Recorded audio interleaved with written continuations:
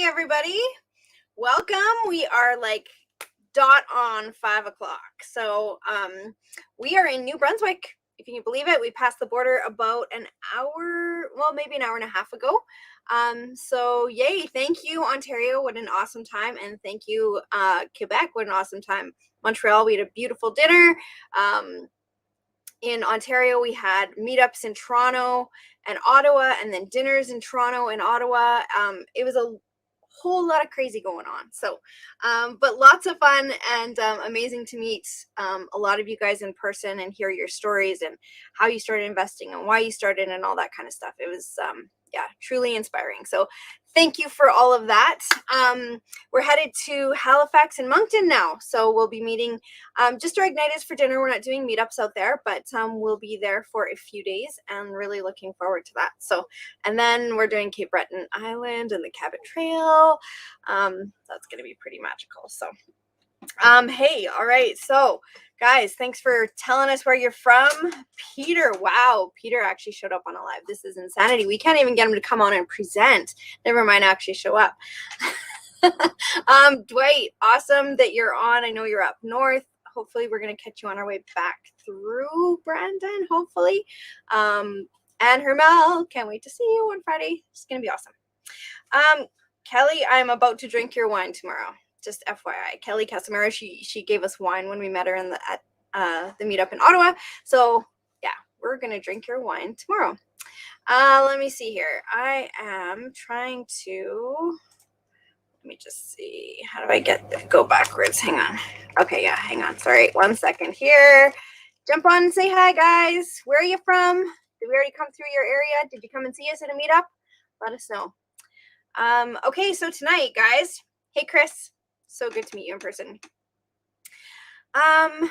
You guys, so many people have been asking, what do I do with my pension? So who agrees? Who has maybe got a pension? You've had a 9-to-5 job for a long time. You've got a nice pension build up. Don't really know what to do with it. Not quite exactly sure. Our guests tonight are Ignited members of ours. They were in the same exact position. So they've been investing for over 30 years themselves. They went from investing, towing around kids in their investments to now one of their kids has joined, him and his wife has joined the business, and now they're all investing together with joint venture partners. Just a phenomenal story, especially if you want to create legacy. They're great people to talk to about kind of passing that on. What better thing to pass on than knowledge and skills, right? But in the meantime, they had a really nice pension sitting there that wasn't doing what they were hoping it could do and what they knew was, its potential. So they did something about it. And we're going to talk tonight about what did they do? What cautions did they have to go through? Why did they just choose to do it? When would you choose to do it? And then what are the steps? What is it? Like, how do you transfer it and to what? To Lira. What is that? Like, what's that called? Why is it called that? All that kind of stuff. So they're really detail-oriented people. And so they're going to break down the details for us because, as you know, I'm not. So it's going to be great. So we're going to bring them on. Yeah, right? Who doesn't have this pension issue? Everyone that has a pension, no one knows what to do with it. That's just the facts. So let's bring these guys on. We've got Stacy and Stanton Swain. Hey guys, how's it going? Hi. Great. Nice to see you. Nice to see you guys. And then we've got their son, Tyson Swain. Hi, everybody. So, how's it going, Tyson? Good. How are you guys? We're great. So, good. You guys, your parents were investing, you were a kid, and you got towed around to different properties and whatever else, and you actually chose to then get involved in the family business later on. Yep. We moved a lot. We moved all around Alberta. We moved frequently. We did tons of renovations, tons of yard work and landscaping. It's just something I always grew up with. And then once I got out on my own, started with a full-time job, we started investing together. And we bought our first property, and we didn't even know we were doing a joint venture. We just knew we wanted to partner together, and we split it 50-50. And that's how we started. That's pretty awesome. So, and I mean, when you when you do that, our first joint venture was a joint venture too, and we didn't even know it either, which was, yeah, like we didn't know what it was called. We didn't have the right paperwork for it, but it was essentially a joint venture. Yeah. So now you guys have teamed together. You guys now take on joint venture partners. You buy properties together. Tyson, you're the numbers guy. You go through and analyze the properties. You find them. You're kind of out there scouting for off-market deals. Yep. Stacy and Stanton, you guys, Stacy, you're a designer by trade.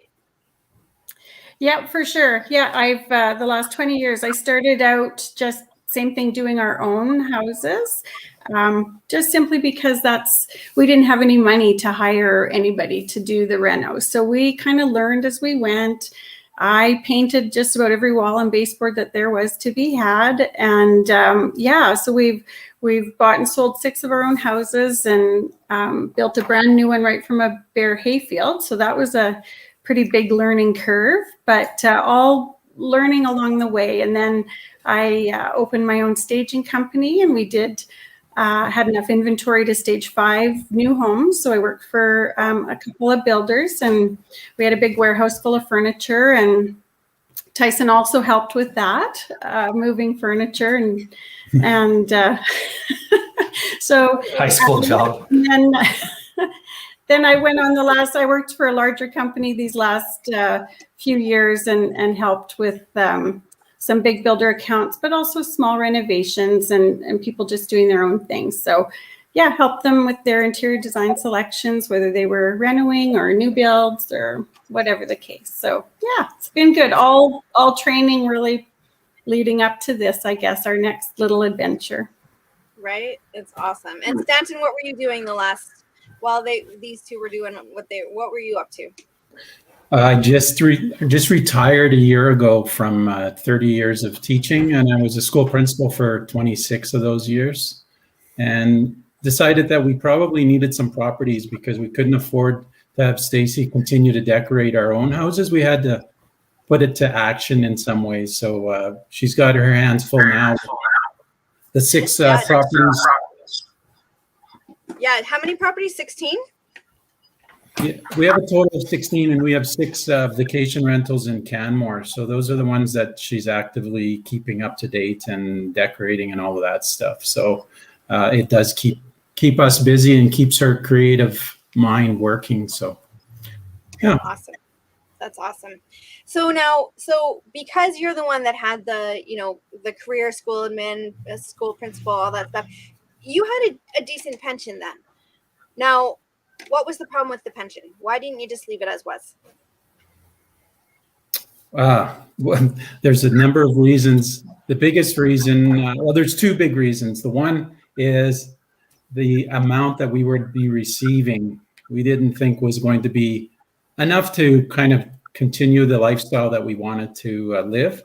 And the second thing is that we heard a phrase one time, your pension dies with you.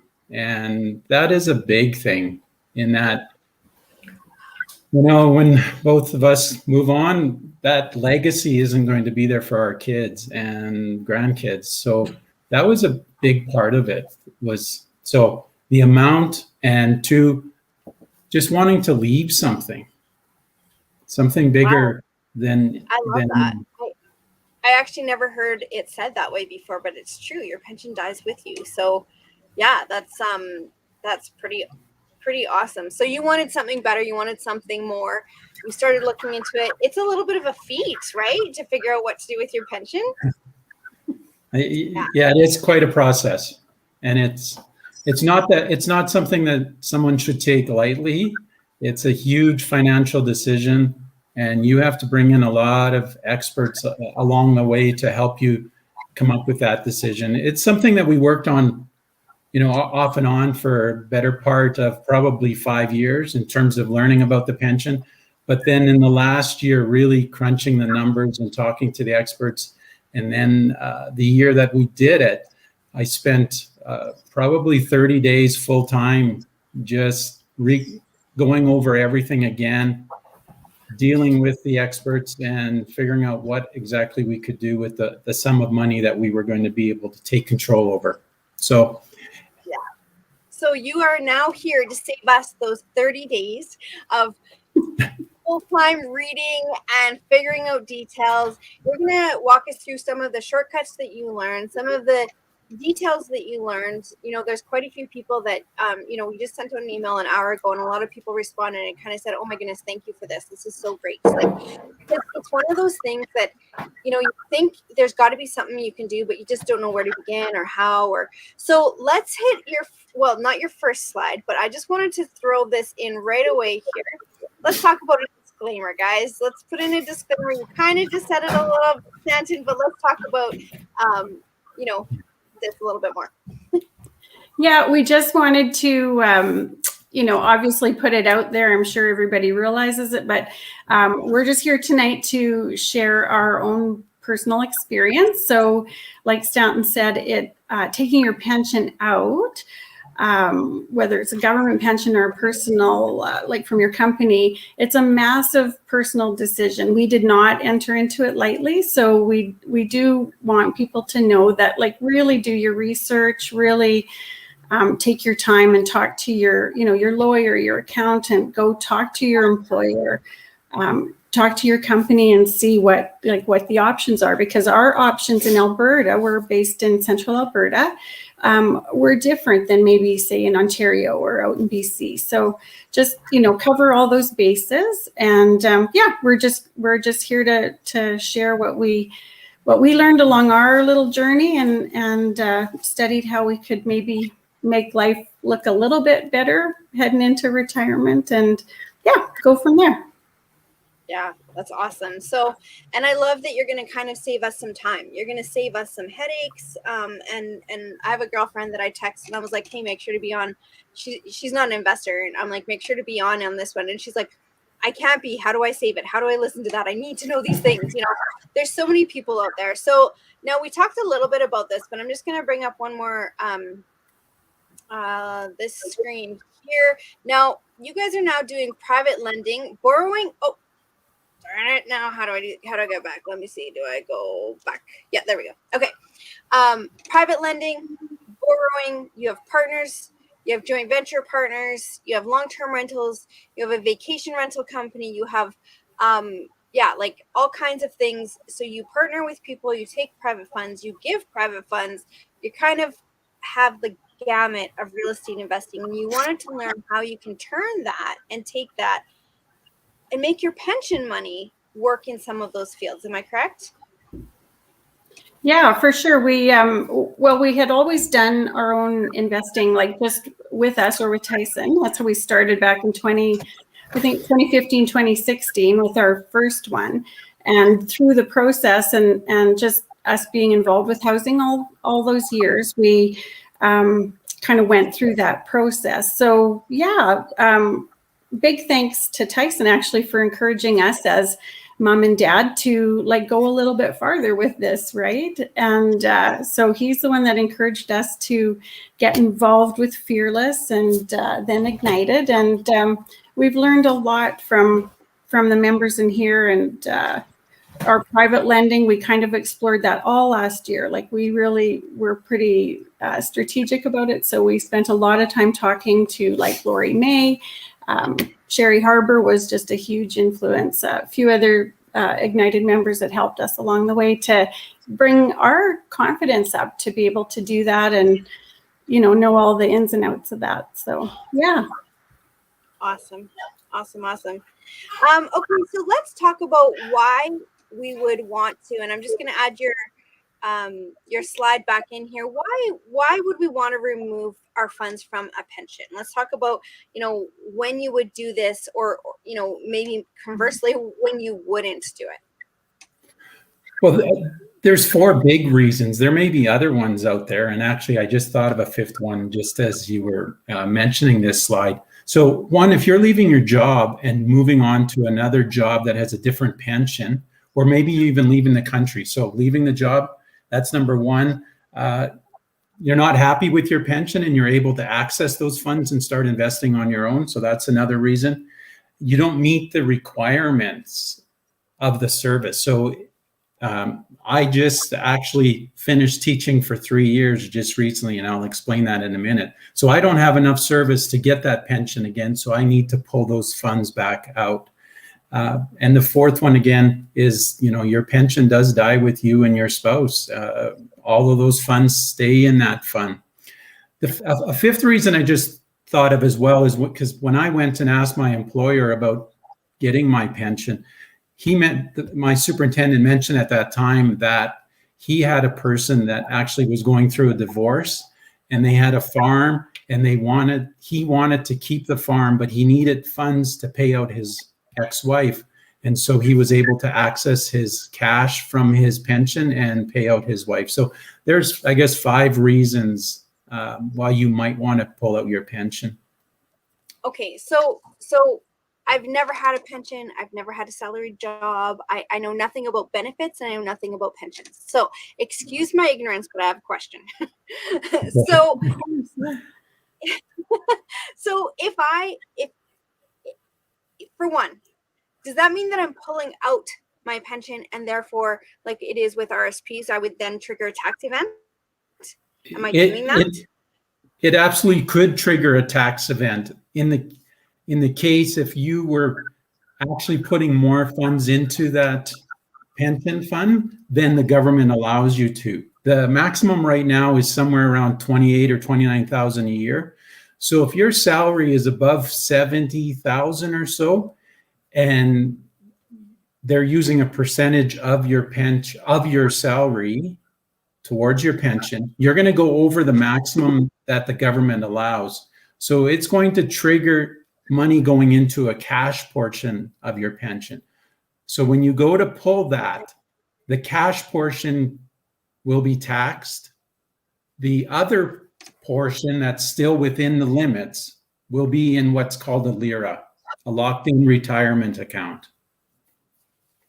Okay, so there is a cash portion that you can pull. I'll just say, like, a friend of mine, she started working in her job at 17, and because she doesn't have a certain number of years of education, like a university, she basically has to work until she's, I think, anyways, she's like 40 years away, but she's been working there for 20 some years.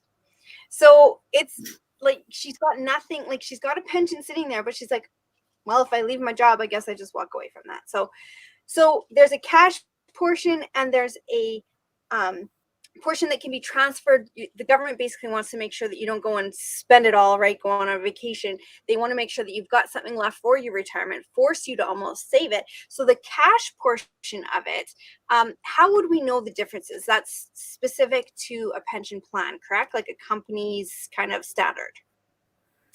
Yes. So in my case, and I had an Alberta teacher's pension, I kept getting statements, and it would show what the cash portion would be and what the locked-in retirement account amount would be. So those two numbers together is what my pension would, I guess, had accumulated over the 30 years or whatever, right? So if it stays in there, nothing happens, and I start collecting a pension at 55 on that full amount. But I withdrew everything. When you go, it's called a termination benefit. And when you take it, you take every dime from it. Some of it can be locked in, some of it could be in cash. If your salary is above 70,000, then there's probably going to be some cash portion in it. And it's your company, or in my case, the Alberta Teachers Association, that's who manages those funds. So, lots of government employees, or most government employees, will have pension. So that's the way they work. Okay, so you're talking about pulling out the full amount or just the Lira amount at this point? Full amount. Full amount. Yeah. All right. So the Lira amount has to be transferred to a financial institution like a bank or a credit union or Olympia Trust. So it can go to a trust company. The Lira gets transferred automatically without any penalty at all. And then the cash portion, if you have space within your RRSP, then that portion can be transferred into a RRSP. And whatever is left would then trigger a fairly large tax event, I guess. Okay. So now it's funny because when I first started investing in real estate and started hearing about, RSPs and people taking them out and then investing in something else, I was like, don't take them out, don't pay that tax. People don't realize that you can just transfer them over or whatever. And certainly there's that strategy in there that's fantastic. But sometimes the return that you're going to make by investing the funds yourself is worth taking off the tax and paying the tax. Tyson, you have something to say here? Yeah. So when we were analyzing this and to make sure it would actually make sense, the one benefit of real estate is the ability to leverage. So you put 20% down, 30% down, the bank's going to give you the balance of that. So Dad's pension, we were able to take some of that pension money and leverage it across multiple properties. And that exponentially increased the value of his pension. So that was, as soon as we did that, just in property value alone and not counting any other benefits that will get like cash flow and any appreciation, that was the decision right there, the leverage. So we were able to go 3-4 times X on that pension. Yeah, beautiful. So that's part of the beauty of real estate, is that we only have to put in this much money, the bank puts in that much money, and yet we get the full benefit and ROI on that full amount. So you're saying that we can even do that with our locked in pension money that many people, and I'm just going to go back in here. Let me see. I saw Mel. I saw it. Let me see. Okay, maybe I can't find it. But, a lot of people, well, here's one from Jules. So I thought a Lira was locked in until retirement and only able to unlock only very strict rules. So that's what a lot of us think, right, guys? We feel that we're stuck. Oh, yeah, there are a lot of rules under the pension plan process, right? Whether it's federally and provincially, they're all involved in the process because, yes, they don't want anyone to take out their pension and lose all of it. So, in fact, they have rules in place that 25% of your pension, and that would have been in my case, 50% of your pension, the locked in amount, must remain locked in, and you can only access so much of it every year. And you can start it at the age of 50, and then you have to follow. Then you have to follow a percentage, somewhere between 2 and 6% to start with in your 50s, and it goes all the way up. And at the age of 90, you have to withdraw 100% of that. It was a Lira, then it becomes a LIF, a lifetime income fund. So the very first time you want to access funds from it, so you can have a Lira sitting there for a decade if you want, growing and growing and growing. And once you want to access it, it then has to be turned into a LIF, lifetime income fund. And on that day, you have a chance to take 50% of what was in there. And it's a one-time only shot. So right. I learned that from your slides that you sent me today. It's a one-time only shot. You have one time to take up to 50% of those funds. And that's without penalty, without what? No. It's with penalty. It's just your only chance. Yeah. It would be just like taking out your RRSP. So you would trigger a tax. If it's more than 15,000, they keep 30% back, and then you have to pay, taxes at the end of the year. So I just wanted to make one point that I think we missed earlier. We made this decision together, and I went to an accountant, and the accountant looked over my numbers, and what he did say was, you're going to pay 60,000 more right now in taxes compared to the accumulated amount of taxes over the next 30 years. So his point was to me, he said, Stan, if you guys think you can make up that 60,000, then it's really a no-brainer. So that's on that cash portion or the portion you take out. The Lira or the lift is still in there, and there's different ways to deploy that in investments. There's lots of options on that. And so we have the cash portion working, and we also have the Lira portion, which is now a lift. It's also working. So, and not every pension plan may have a cash portion like that. Every pension plan, you would have to ask your pension administrator to ask what the rules are. I mean, I'm talking from our Alberta teachers, and every, Canada Post has a different pension, SAS Power, Sask Energy, all of them have different pension plans. And, you have to go and find out that information from that particular pension plan. Yeah. Okay. So you've got this slide that you sent to me earlier. So you've got this up. So these are some of your reasons. Doesn't mean that's going to be everyone's reasons, but here's some reasons why you decided. So you mentioned number 2, your accountant had said, hey, if you can make up the 60 grand over the next 30 years, which really in real estate, we know that we can do that, then it's a no-brainer. You weren't happy with the annual amount and the future increases that were coming. What are some other reasons that you guys had for wanting to do this? I think, Tiffany, just like looking forward to what our income would be, like we really studied, like, what were we spending per month? What was our budget? What did we want to do with our retirement? We knew we wanted to travel. We knew we didn't want to work in regards to being tied to a desk or in one spot. So we kind of looked like what options are out there for us. What can we do? To be working online, or maybe we'd like to spend a little bit of time down south. Could we do that? We knew that we had a lot of years and knowledge with real estate, with our housing, our own housing, and as we were starting to get more into investing in rental properties and that, we saw like real value to that. So we thought, well, we could maybe maximize those types of skills to increase that.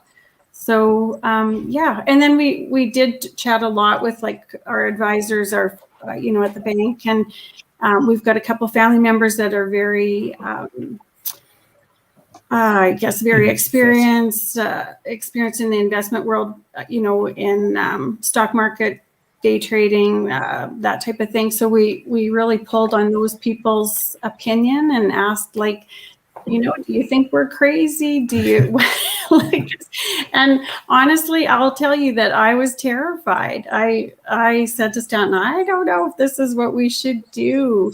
And so we had some really like in-depth conversations just between the two of us and with the kids and that kind of thing. So, but at the end of the day, I guess 30 some years later, he hasn't steered me too wrong yet. So we decided to go for it. And yeah, it's just been crazy. It's really been life-changing. And so like I said, don't enter into it lightly, but certainly explore those different options to make your retirement years comfortable and the best that they can be. I love it. And that's the thing, like we've all got options. Sometimes we just don't know what to do with them. Yeah. I just on that one slide that you had up there, I just want to talk briefly about, I guess, what made our decision a little easier was when I went and talked to my employer, and the only way I could get access to those funds was to resign. So at this point, I was 27 years into teaching. It was the middle of July. I had spent the month of July going over the numbers in the spreadsheet and all of that. And I, being a school principal and a principal at that school for 20 years, I thought, you know what? It's the middle of July. Maybe he'll just keep me on for a year. So I was hoping for a contract for one more full year. And actually, they came back a couple of weeks later and said, if you resign, we will give you your job back and a new contract. So, that went into my decision making as well to make this step, because then I had at least 1 year, and then In fact, I carried it out for 3 years, and so that helped in our decision making as well. So everyone's position or situation might be a little different. Yeah. And so there's a couple questions, and I think the answer to all these questions are the same. So I'm just going to put them up on the screen for you to see. So, you know, is this in Ontario as well? Yeah, it'd be plan specific, pension specific, employer specific. It's tough to say. Like I know mine at work could be completely different than someone in BC or compared to my dad's. So yeah. And in my research, just kind of getting prepared for this, there is a lot of information about pension plans on the net. So, you know, search, ask your administrator of your pension, and go into it knowing that they don't want to give up those funds. They don't want to give that money back out.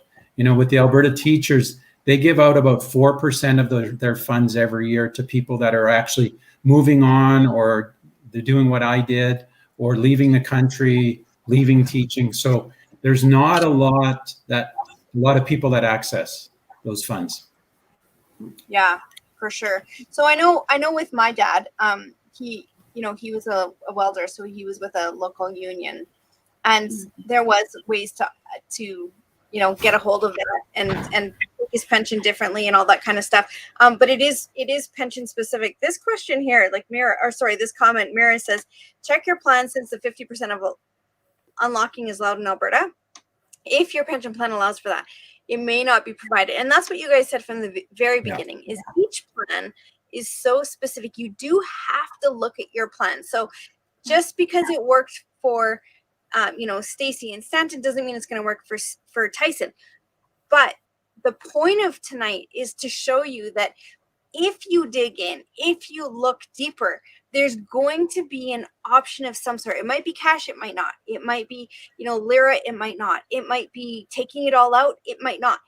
But the point is, so many people have this money sitting stocked away, and they don't think that there's a way for them to take control of it. And tonight's real training, the whole base behind this training, we can't answer your questions as to what your pension is going to say or do, but what we can say is there are options. So don't give up in looking for them, because you don't have to take no as that answer. And I can tell you from experience with my dad that when we first started looking, it was pretty much no. Because like you said, Stanton, this is money they're investing and making money off of. They don't want to give up that cash. They don't want to pay these things out. And that's okay. So immediately it's going to be hard. Mel, you said that, I have a government pension. They're not going to want to give it up. You're right. They're not going to want to. But at the same time, are there ways around almost everything? Absolutely. So the point of tonight is look into it, dig into your own pension. Let's continue to talk a little bit, guys, about how it's changed your, like Stacey, you said it's been life-changing. And Tyson, he's the one who kind of started looking at it and saying, hey, like, look there's this moolah sitting there. Like, what can we do with this, guys? Like, because we go in this mindset of, well, we've had this pension and it's there for later, and someone else can come along and look at it with clearer eyes, right? So yeah, it was, well, we had started 5 or 6 years ago and not really knowing what to do. I was drawn to real estate because I understood it better than stocks or anything like that, and thought it was cool. So anyways, that's how we started our first joint venture. And once you dig into it and you find what can be done and the leverage and the wealth that you can create and the opportunities that are out there. So, and I've explained how we've done this to people before. They're like, you guys, well, most of my parents took the biggest risk of all, but it's going to pay off. And if you do the numbers, you can find good quality properties in good markets. It's probably going to work out on your behalf. So anyways, that's how we started, and it made sense to us to do it that way. Yeah, I love it. So I don't know if you know the answer to this question. Does the change to self-directing need to be done before termination? Do you know? Yeah. Well, for me, I had to terminate my employment. to get access to the pension. And then I got hired back, which was the bonus. So you have to terminate with your pension plan. So it triggers with the employer. You tell the employer you're quitting, the employer will tell your pension plan. Now you have access to those funds. There is a time limit. Some plans, you have to do this before you're 50. Somebody recently told me that Canada Post is at the age of 50. My Alberta Teachers was 55. So as soon as I was 55 years, one day, it's too late. It's locked in forever, and I'm going to have a pension as long as one of us is living. Mhm.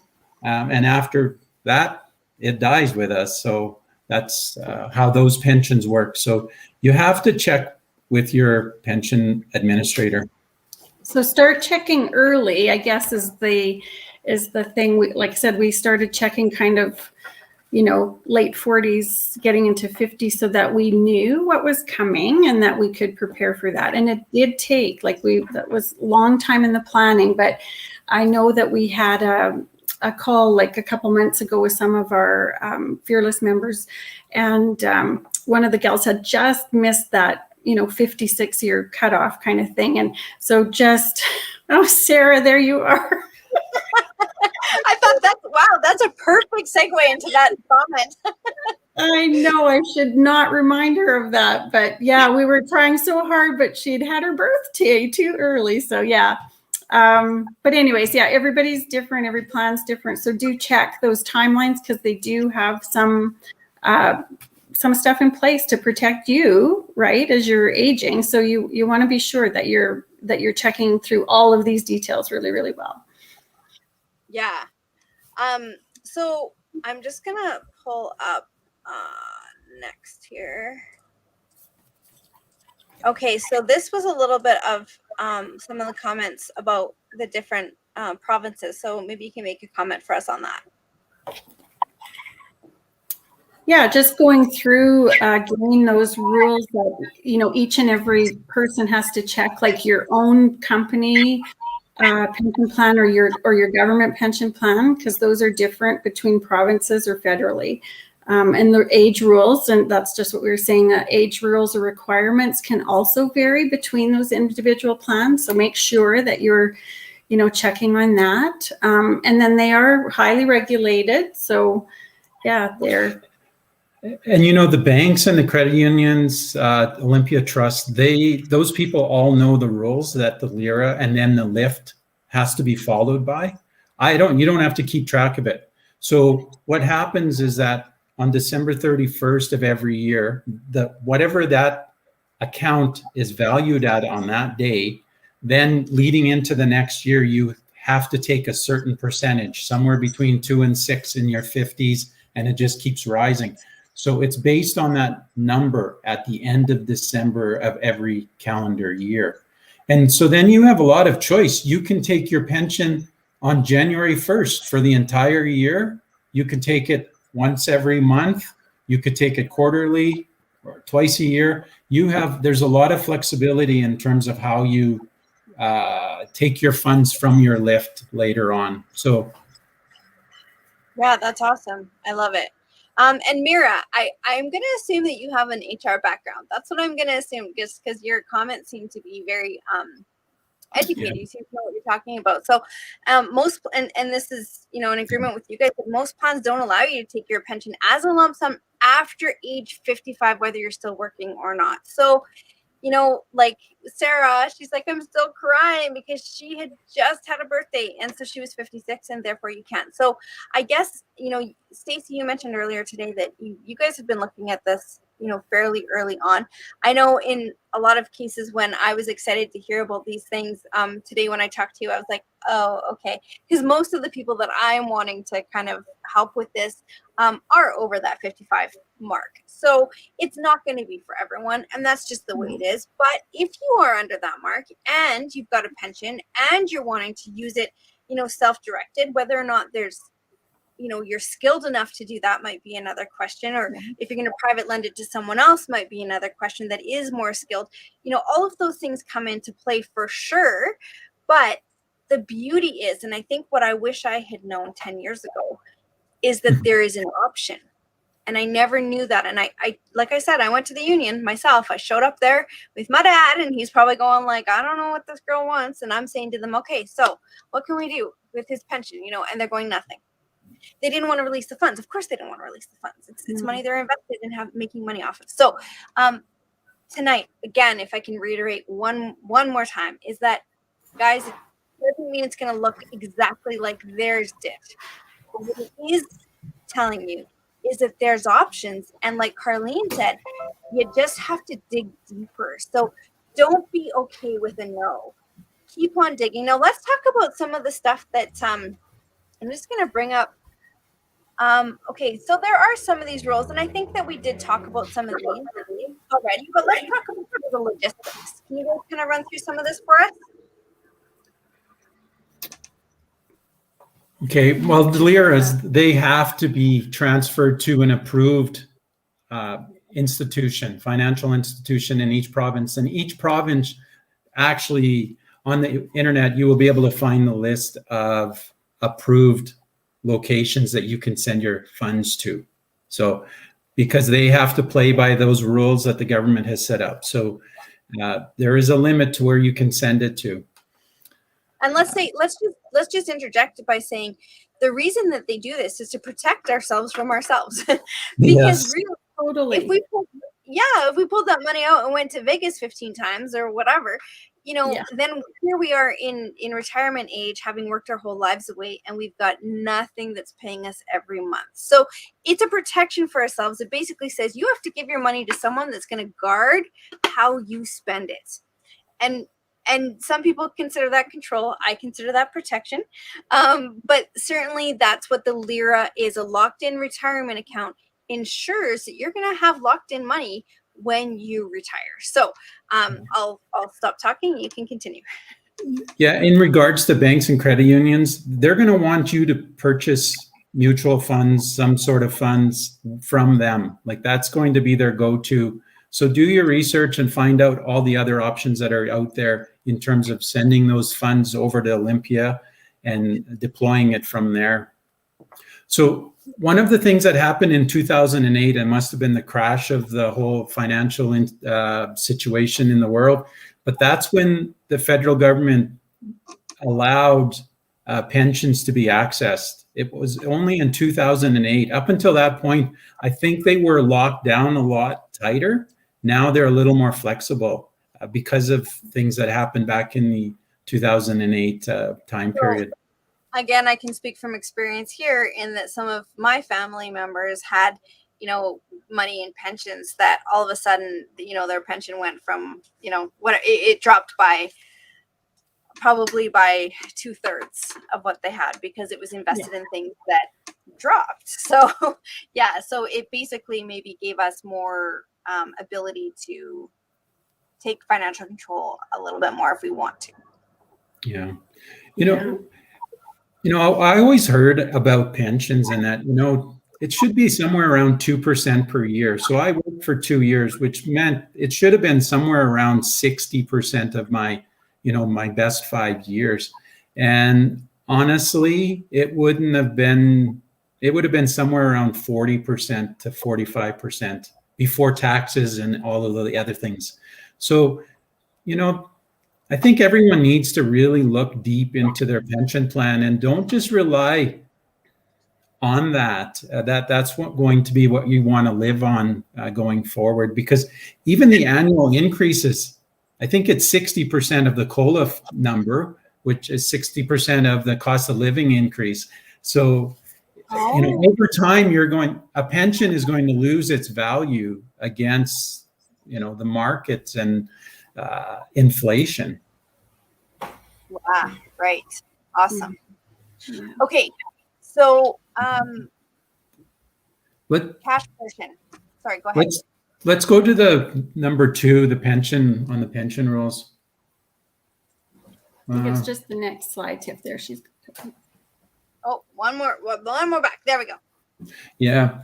So if you transfer a pension at the age of 45, you can actually start accessing those funds as a pension when it turns into a LIF, or you can turn it into a LIF by asking for those funds at the age of 50. You don't have to wait till 55 or 60. So you can access Lira funds at the age of 50. I think everything else in that slide we've covered. Tiff. That's fantastic though. 50. I mean, that's you know, that's a whole lot earlier than 65 or 67 or 71, which are a lot of some of the kind of rules out there. We have a question here that came in. Can you lend out your Lira through Olympia like you do in RSP? Absolutely. Yeah. We actually just signed on a deal about 2 months ago on a portion of our funds.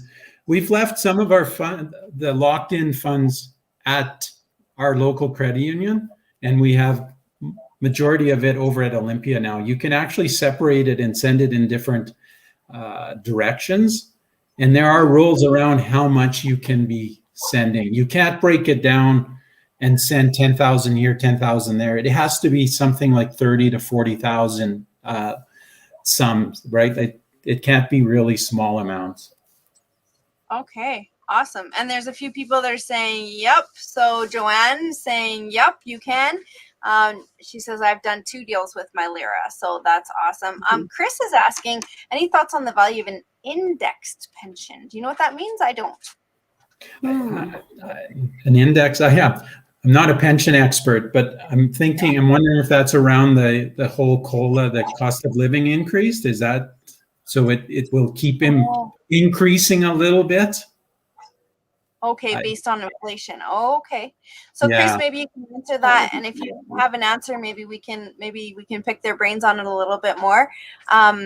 Interesting questions. This is such an interesting topic to me. So this is a question. So, and this is to Mira. So again, we assume you're in HR, but correct me if I'm wrong, but the pensions will never show that their real yearly returns, will they? It's like a secret. So I remember we would get statements from my dad's pension as to, you know, what it was, but there was always like these admin fees and different things that came off of it. So we never knew what those were for. So the real kind of return, we never knew. Okay, so Chris says yes, based upon inflation. Oh, yeah.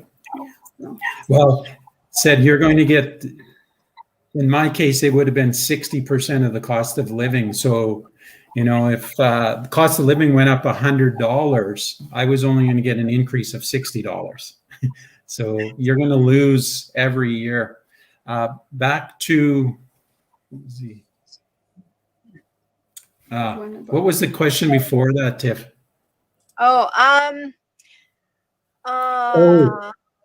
This one? Pension plans not telling people what their returns are. I just want to say with the Alberta Teachers Retirement Fund is ATRF is what it stands for. They publish that every year. They have a board of directors, and they even publish their targets. Somewhere between, I think, 6.5% and 9% is their target. And you know, our annual increase might have been somewhere in the neighborhood of 1 or 2%. So they're keeping back a lot of it for administration and stuff. And one of the funds that I have, we put some money into through Olympia Trust is actually the same fund that the Alberta government organization that runs all of the pension plans for the government. What is it called? AIMCO. So we're investing in the same fund as AIMCO is. So, you know, you can get access to those kinds of funds, and which was that made it easy for me for us to decide to go in that direction, to deploy some funds in that way. If AIMCO, who's managing billions of dollars, if they're doing it, I thought it would be okay for our few dollars. Right. For sure. Mira, thank you. I've been a pension consultant for 30 years. Maybe we should talk about having you on here too, Mira. Right?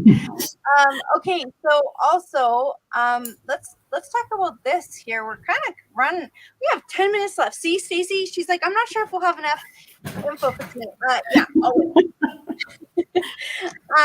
Okay, so let's talk about this. So ways to deploy your, what's that called again?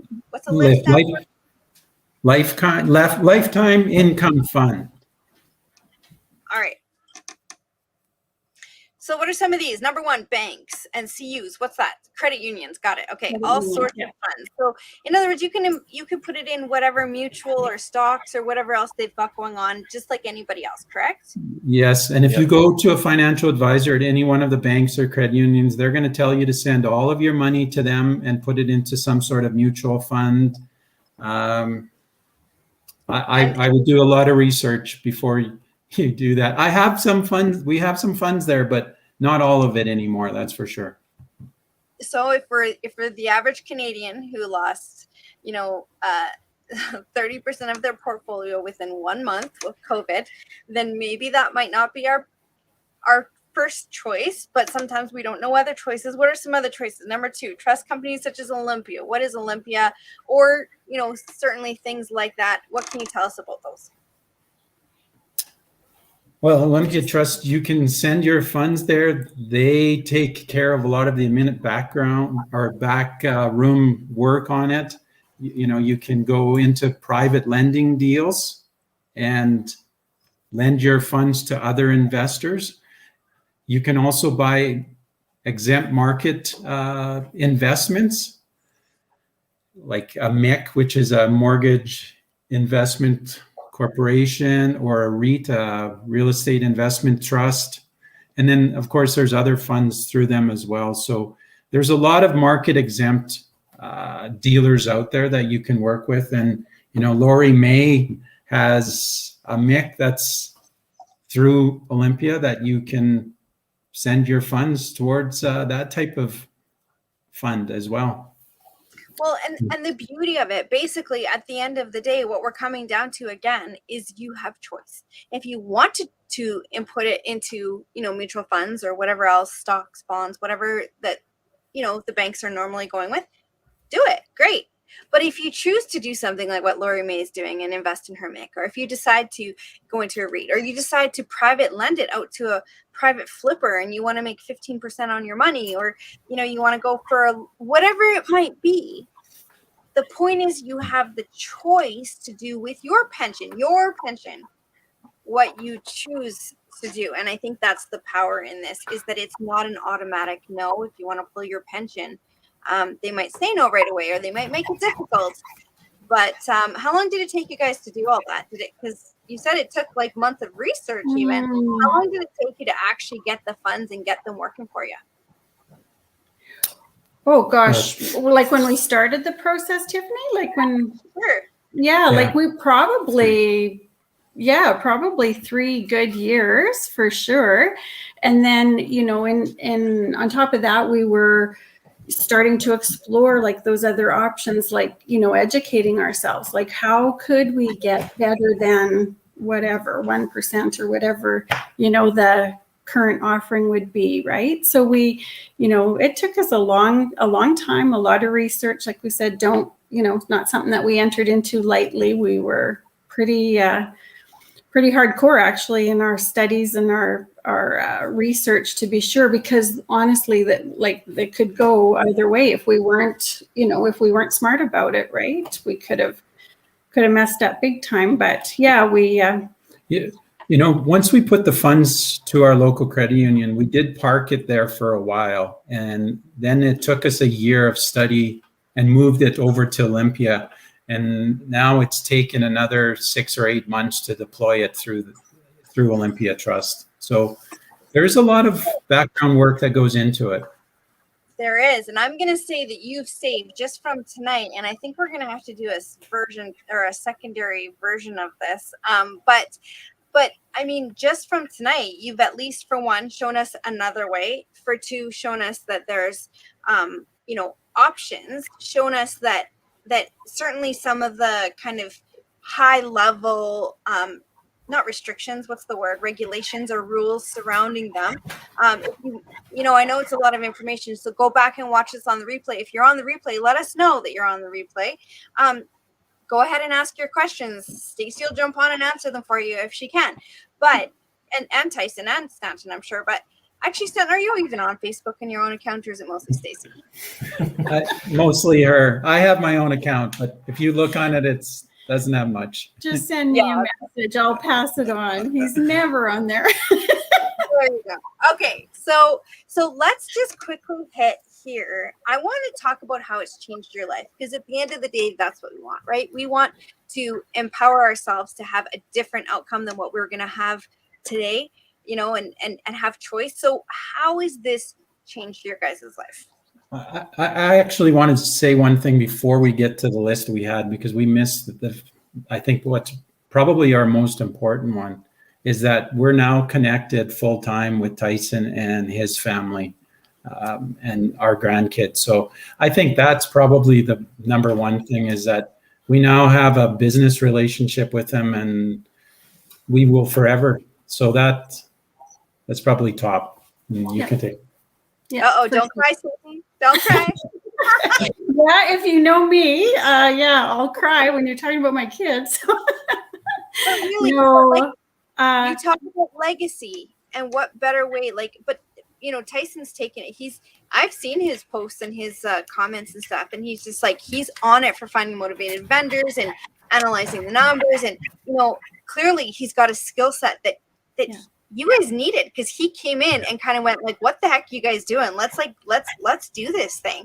And now you're at 16 doors and have this whole business going on. And so it's fantastic. But certainly I agree. Like, what better thing can you get out of real estate than to bring your kids in?